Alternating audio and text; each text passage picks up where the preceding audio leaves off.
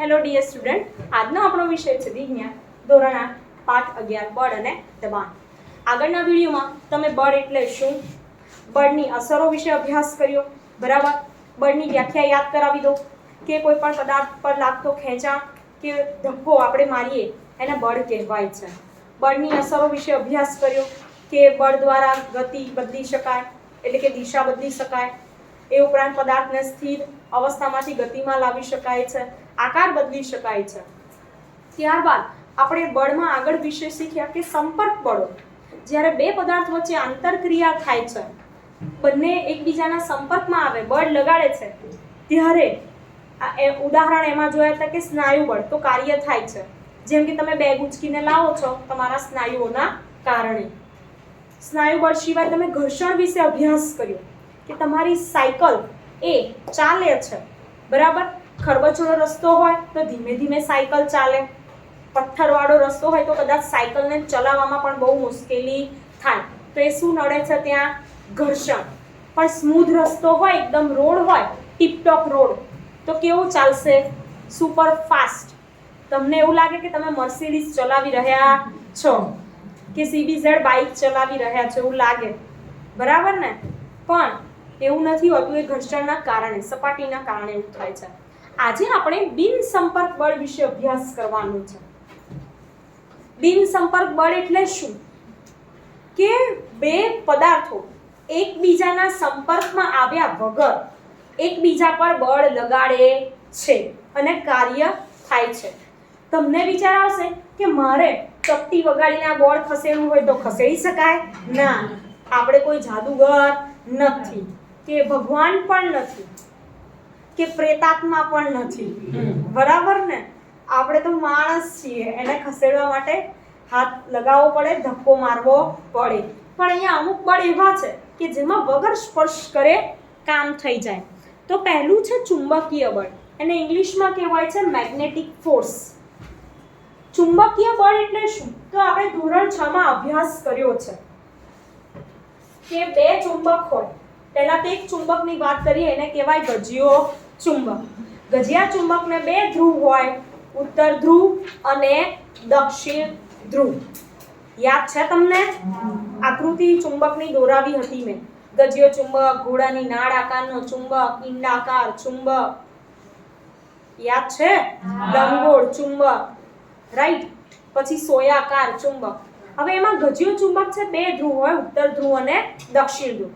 એમાં એક પ્રયોગ એવો આવતો હતો કે કોઈ પણ ચુંબકને મુક્ત હરીફરી શકે તેમ લટકાવવામાં આવે તો તે હંમેશા તેની દિશા કઈ દિશામાં સ્થિર થાય? તો ઉત્તર અને દક્ષિણ દિશામાં સ્થિર થાય છે. તો કેમ એવું? બરાબર, તો ઉત્તર ધ્રુવ એ ઉત્તર દિશામાં સ્થિર થશે, દક્ષિણ ધ્રુવ દક્ષિણ દિશામાં સ્થિર થશે. હવે એવો ને એવો બીજો એક પ્રયોગ આવતો હતો જે આપણે પાઠ્યપુસ્તકમાં પ્રવૃત્તિ છે. પ્રવૃત્તિ તો છે પણ એ સિવાય બીજું પણ સમજાવું. પાછળ જઈએ તો કે જ્યારે ગજિયો ચુંબક અને બીજો ગજિયો ચુંબક, બે ગજિયો ચુંબક હોય, એકબીજાની નજીક લાવવામાં આવે બે ગજિયા ચુંબકને, તો શું થાય? તો જો બે ગજિયા ચુંબકને એકબીજાની નજીક લાવવામાં આવે તો જે ગજિયા ચુંબકનો ઉત્તર ધ્રુવ અને સામેના ચુંબકનો ઉત્તર ધ્રુવ એકબીજા સાથે નજીક આવે તો શું થાય? તો બંને વચ્ચે અપાકર્ષણ થાય, એકબીજાથી કેવા જાય? દૂર જાય, બરાબર ને? પણ જો ઉત્તર ધ્રુવને દક્ષિણ ધ્રુવની નજીક લઈ જવામાં આવે તો છે કડાડી નથી દેવાનું, ખાલી નજીક લઈ જવાનું. તો એ પ્રયોગ મેં તમને વર્ગખંડમાં કરાવ્યો હતો. ત્યારે એમાં શું થાય છે? આકર્ષણ થાય. બે અસમાન ધ્રુવો વચ્ચે આકર્ષણ થાય, બે સમાન ધ્રુવો વચ્ચે અપાકર્ષણ થાય છે. બરાબર, અસમાન હશે તો એકબીજાની નજીક આવશે, સમાન હશે તો એકબીજાની દૂર થશે. એ શું લગાડે છે? તો ચુંબકીય બળ લાગે છે એકબીજા પર. લોખંડ ચુંબક કોને આકર્ષે છે? તો તમે ચુંબક રમતા હશો નાના હશો ત્યારે કે લોખંડ, કોબાલ્ટ અને નિકલ જેવા પદાર્થોને પોતાની તરફ આકર્ષે છે. એવું ભણ્યા છો ધોરણ 6 માં? ચુંબકવાળો પાઠ દ્વિતીય સત્ર. કોને યાદ હોય મેમ કોરોનામાં? તો નહીં, કઈ વાંધો નહીં, ચાલો.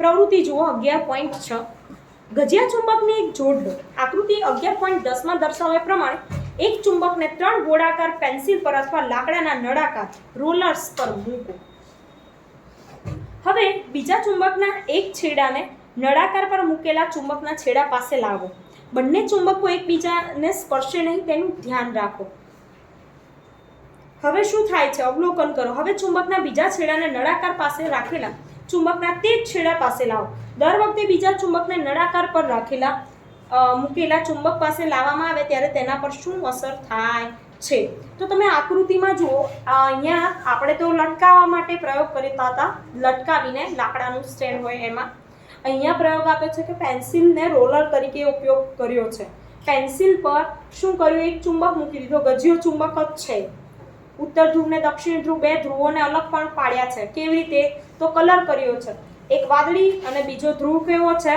લાલ દેખાય છે તમને ઓકે ફાઇન પહેલી આકૃતિમાં જુઓ કયા બે રંગ નજીક લાવવામાં આવ્યા છે એ ધ્રુવ છે વાદળી અને લાલ તો જ્યારે વાદળીને લાલ નજીક લાવવામાં આવશે ત્યારે શું થશે તો બંને વચ્ચે આકર્ષણ થશે નજીક આવશે ખેંચાશે એ ચુંબકીય બળ છે અને જ્યારે વાદળી બે ધ્રુવો એકબીજાની નજીક લાવવામાં આવે તો એકબીજાથી દૂર જશે બરાબર કારણ કે એમાં શું થાય છે અપાકર્ષણ બીજા ચુંબકને નજીક લાવતા શું નળાકાર રાખેલ ચુંબક ગતિ શરૂ કરે છે શું તે હંમેશા નજીક લાવવામાં આવતા ચુંબકની દિશામાં ગતિ કરે છે તો શું અર્થ થાય ચુંબકો વચ્ચે કોઈ બળ ચોક્કસ લાગતું હોવું જોઈએ ક્વેશ્ચન માર્ક્સ છે પ્રશ્ન ચિહ્ન તો તમે જાણો છો કે જ્યારે બંને ધ્રુવો અલગ હશે ત્યારે ચુંબક એની તરફ ખેંચાશે તો બંને વચ્ચે જે ખેંચાણ બળ લાગે છે આકર્ષણ બળ લાગે છે એને ચુંબકીય બળ કહેવાય છે બે ચુંબકો વચ્ચે લાગતું બળ એને શું કહેવાય ચુંબકીય બળ એમાં બે ચુંબકોને એકબીજાની નજીક લઈ જવામાં આવે છે ફક્ત એનો બંનેનો સંપર્ક કરાવવામાં આવતો નથી તો પણ આકર્ષણ બળ લાગે છે તો તમે ધોરણ 6 માં બે ચુંબકના સમાન ધ્રુવ એકબીજાને અપાકર્ષે અસમાન આકર્ષે તો બે પદાર્થો વચ્ચે લાગતા આકર્ષણ કે અપાકર્ષણને પણ ખેંચાણ કે ધક્કો મારવાના સ્વરૂપે જોઈ શકાય છે શું ચુંબકો વચ્ચે લાગતા બળના અવલોકન માટે બે ચુંબકો વચ્ચે સંપર્ક કરાવવો જરૂરી છે ના સંપર્ક કરાવવો કોઈ જરૂરી નથી એક ચુંબક બીજા ચુંબક પર સંપર્કમાં આવ્યા વગર પણ બળ લગાડી શકે છે અને ચુંબક દ્વારા લાગતું બળ એ અસંપર્ક બળનું ઉદાહરણ છે તો પહેલા હું તમને વ્યાખ્યા લખાઈશ ચુંબકીય બળ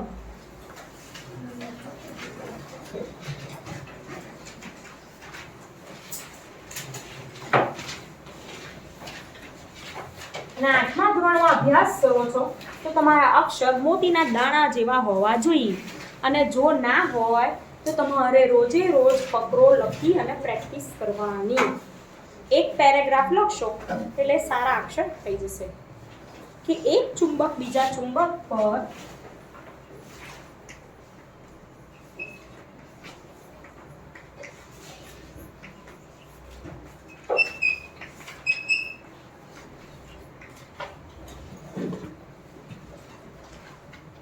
સંપર્કમાં આવ્યા વગર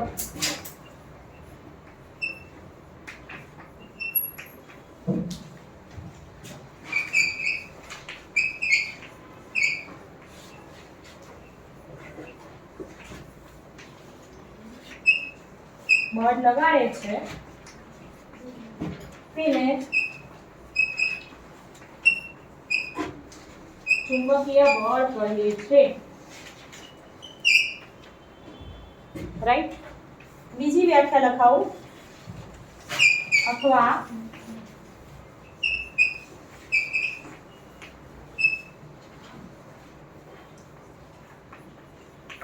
ચુંબક દ્વારા લાગતા બળને ચુંબકીય બળ કહે છે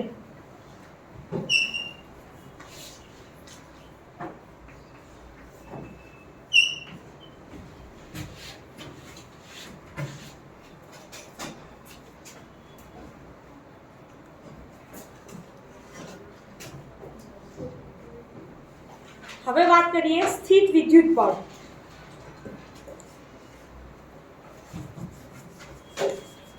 પ્રવૃત્તિ 11.7.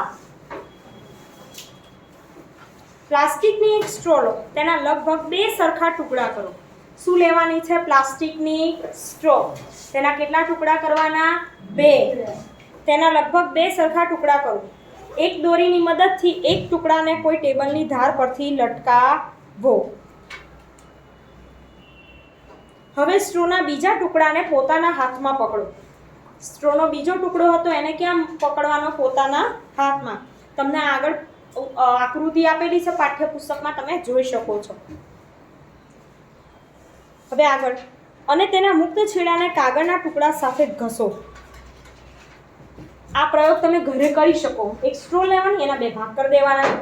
એકને આવી રીતે લટકાવવાનો અને બીજાને બરાબર કાગળના ટુકડા સાથે ઘસવાનો. આગળ વાત કરીએ. હવે સ્ટ્રોના ઘસેલા છેડાને લટકાવેલ સ્ટ્રો પાસે લઈ જાઓ. આપણે જે છેડો ઘસ્યો હોય એને ક્યાં લઈ જવાનો? જે સ્ટ્રોનો છેડો લટકાવ્યો છે એની પાસે. તમને શું જોવા મળ્યું? 2 ટુકડાઓ એકબીજાને સ્પર્શે નહીં તેનું ધ્યાન રાખવાનું છે. લટકાવેલ સ્ટ્રોના મુક્ત છેડાને કાગળના ટુકડા સાથે ઘસી ફરીથી અગાઉ કાગળ સાથે ઘસેલા ટુકડાને લટકાવેલ સ્ટ્રોના મુક્ત છેડા પાસે લાવો.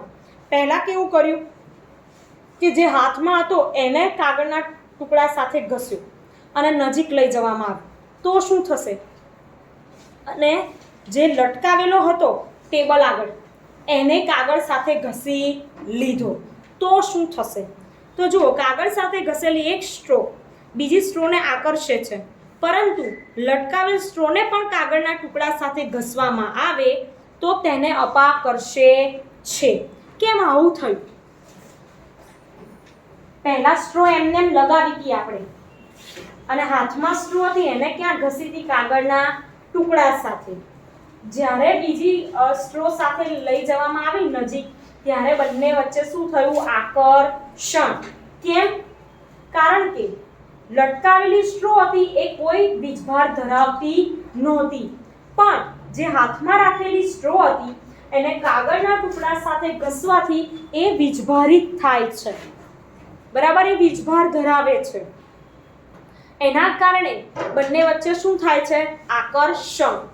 હવે જે સ્ટ્રોને કાગળના ટુકડા સાથે ઘસી હતી એવી જ રીતે બીજી સ્ટ્રોને પણ શેની સાથે ઘસી દેવાની? કાગળના ટુકડા સાથે. તો બંને કેવા થઈ ગયા? સરખા વીજભારિત થઈ ગયા. એટલે બંને વચ્ચે શું થશે? અપાકર્ષણ. બંને એકબીજાથી પહેલા આકર્ષાતા હતા, હવે આકર્ષાશે નહીં, હવે દૂર જશે. સમજ્યા કે ના સમજ્યા? હવે કેવી રીતે આ થયું? તો જ્યારે કાગળના ટુકડાને સાથે સ્ટ્રો ઘસવામાં આવે તો એ સ્ટ્રો પર કાગળના ટુકડાનો શું લાગે છે? વીજભાર લાગે છે. તો એક વિદ્યુત ભારિત પદાર્થ વડે બીજા વિદ્યુત ભારિત પદાર્થ કે વિદ્યુતભાર રહિત પદાર્થ પર લાગતા બળને સ્થિત વિદ્યુત બળ કહે છે. ધારો કે આ છે સ્ટ્રો. શું છે? સ્ટ્રો. અને આ છે આપણો કાગળનો ટુકડો. બરાબર? આકૃતિ દોરીને સમજાવું. આ એક ટેબલ છે, કઈ ખીલ્લી. અહીંયા આપણે શું લગાવી લીધી? એક સ્ટ્રો લટકાવી. અને આ મારી હાથમાં રાખેલી સ્ટ્રો. આને હું કાગળના ટુકડા સાથે બરાબર ઘસું છું. જેમ આ ચોક ઘસું ને અહીંયા, એમ આખી ઘસી દેવાની. હવે પહેલા ચોક પર કશું નહોતું, મીન્સ સ્ટ્રો પર કશું નહોતું. હવે આની સાથે ઘસવાથી આનો વીજભાર ક્યાં આવશે? સ્ટ્રોમાં. આને કોઈ વીજભાર છે અત્યારે? ના. બંને નજીક લઈ જવામાં આવે આ સ્ટ્રોને આની સાથે, આના પર વીજભાર હતો, આના પર કશું નથી, એટલે બંને વચ્ચે શું થશે? આકર્ષણ. હવે આને આ સ્ટ્રોને શેની સાથે ઘસવાની? કાગળ સાથે. અહીંયા કાગળનો વીજભાર, અહીંયા કાગળનો વીજભાર. બે વીજભાર કેવા થયા? સરખા. તો સરખા વીજભાર હોય તો એકબીજાને શું કરે? અપાકર્ષે, એટલે કે દૂર મોકલે. હીરોને હિરોઈન ગમે, હિરોઈનને હીરો ગમે. બરાબર? ક્યાં એવું ના હોય કે હીરોને હીરો ગમે, હિરોઈનને હિરોઈન ગમે. સમજ્યા ને? એટલે અહીંયા વીજભારની વાત છે કે સરખો વીજભાર હોય એટલે એકબીજાને અપા કરશે છે. હવે વાત વ્યાખ્યાની, કે કાગળ પર વીજભાર હતો એટલે કાગળ વીજભાર વાળો હતો એટલે સ્ટ્રો પર વીજભાર આવ્યો. તો કાગળ વીજભાર વાળો હતો અને સ્ટ્રો કેવી હતી? વીજભાર રહિત, એટલે કે વીજભાર વગરની. તો એક વિદ્યુત અથવા તો વીજભારિત પદાર્થ બીજા વિદ્યુતભાર રહિત અથવા તો વિદ્યુતભાર વાળા પદાર્થ પર બળ લગાડે તો એ બળને શું કહેવાય? સ્થિત વિદ્યુત બળ. લખો વ્યાખ્યા.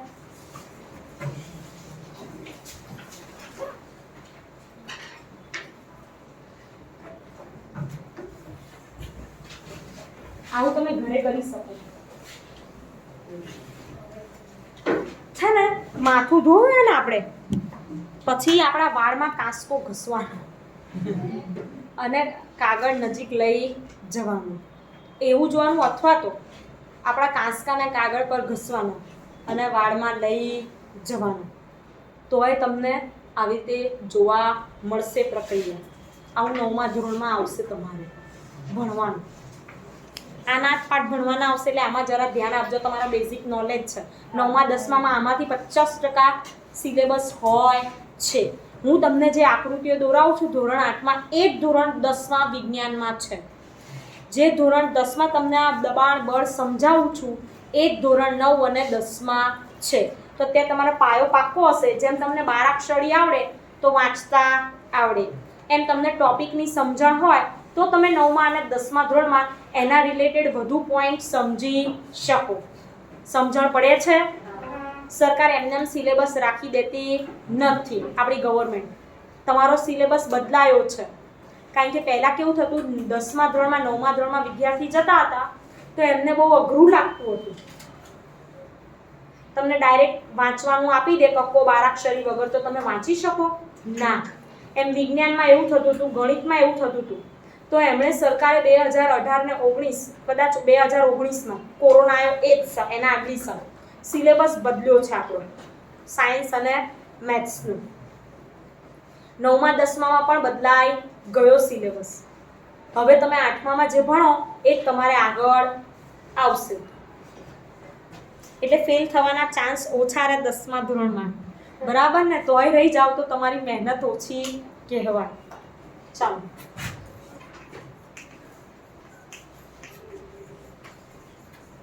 સ્થિર વિદ્યુત બળ પાઠ્યપુસ્તકમાં આપેલું છે, અંડરલાઈન કરી દેજો.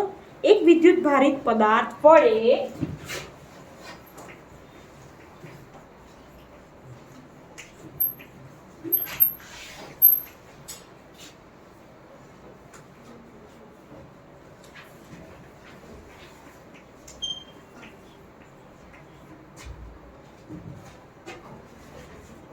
બીજા વિદ્યુત ભારિત કે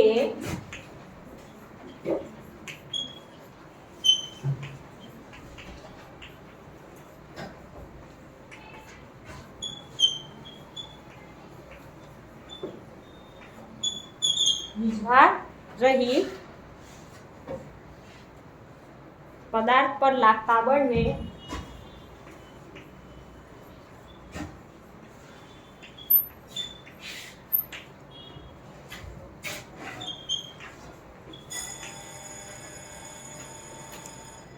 સ્થિત વિદ્યુત બળ કહે છે.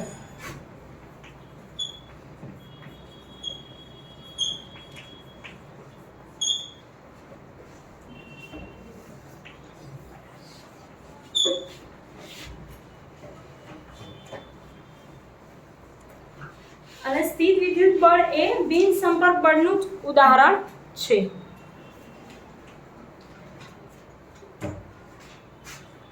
હવે જો બે પદાર્થો સંપર્કમાં ન હોય ત્યારે પણ આ બળ અસ્તિત્વમાં આવે છે. તેથી સ્થિત વિદ્યુત બળ એ એનું જ ઉદાહરણ છે.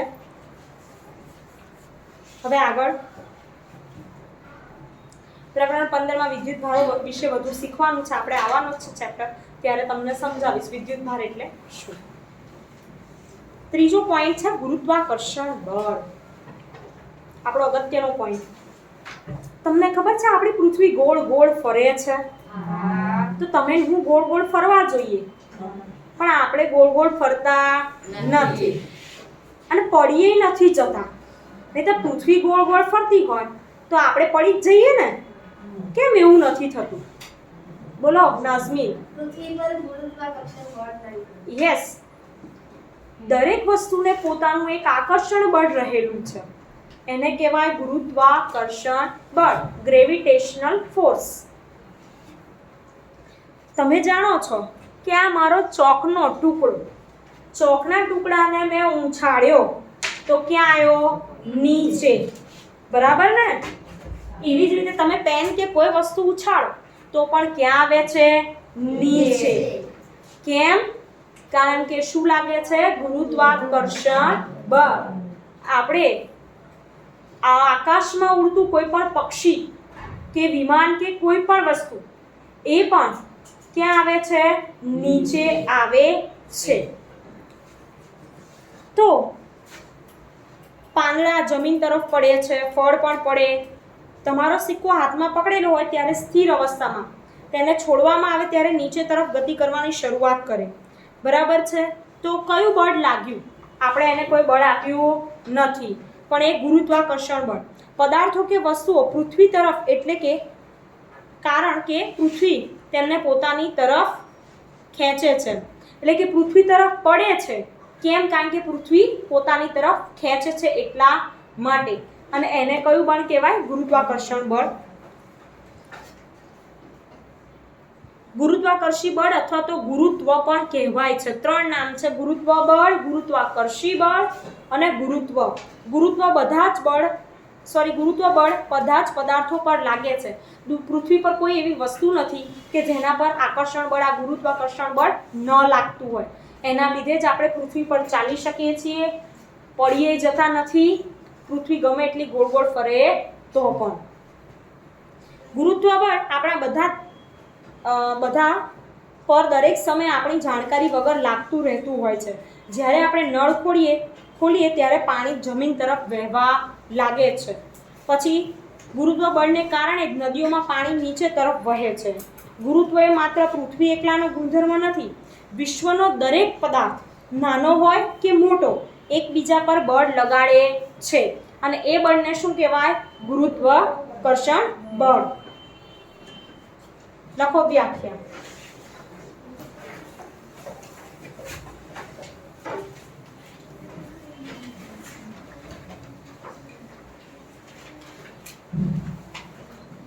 તમને ખબર છે કોણે નિયમ શોધ્યો છે? ગુરુત્વાકર્ષણ બળ કોણે શોધ્યું છે?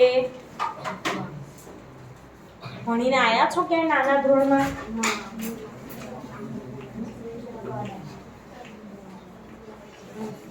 ઓકે.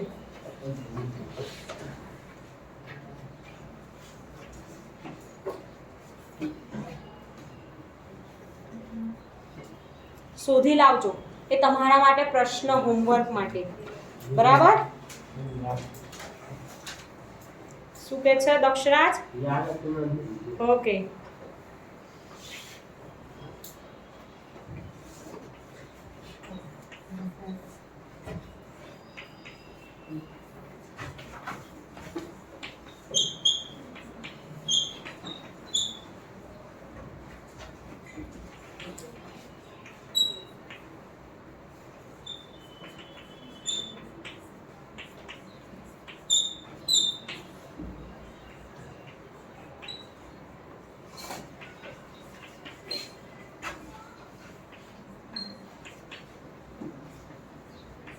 ગુરુત્વાકર્ષણ બળ કહે છે. એ ઉપરાંત એવું પણ લખી શકાય કે દરેક પદાર્થ એકબીજા પર બળ લગાડે છે. એને શું કહેવાય? ગુરુત્વાકર્ષણ બળ. એનું બીજું નામ છે ગુરુત્વ કે ગુરુત્વ બળ. અને હું અહીંયા ઊભી છું, તમે અહીંયા બેઠા છો, આપણા પર પણ શું લાગી રહ્યું છે? ગુરુત્વાકર્ષણ બળ લાગી રહ્યું છે. દરેક જગ્યાએ, નાનો પદાર્થ હોય કે મોટો પદાર્થ. તો આ વિડીયોમાં આપણે કેટલા બળ વિશે અભ્યાસ કર્યો? ચુંબકીય બળ, જે ચુંબકો વડે લાગે. બરાબર? ચુંબક દ્વારા લાગે. સ્થિત વિદ્યુત બળ, તે એક વીજભારિત પદાર્થ બીજા વીજભાર વગરના કે વીજભાર વાળા પદાર્થ પર બળ લગાડે, એને કહેવાય સ્થિત વિદ્યુત બળ. ત્રીજું શીખ્યા કે દરેક પદાર્થ એકબીજા પર પોતાનું બળ લગાડે છે. પૃથ્વી પરથી પણ બીજા પદાર્થો પર બળ લાગે છે, તો એ છે ગુરુત્વાકર્ષણ બળ. અને મેં તમને એક પ્રશ્ન પણ આપ્યો હોમવર્કમાં કે ગુરુત્વાકર્ષણ બળ કેવી રીતે શોધવામાં આવ્યું, તો તમે મને એ જવાબ આગળના વિડીયોમાં કહેજો અને વર્ગખંડમાં બેઠેલા વિદ્યાર્થી છે એ આવતા પીરિયડમાં કહેજો. બરાબર, આ વિડીયોમાં આટલે સુધી રાખીશું. Thank you.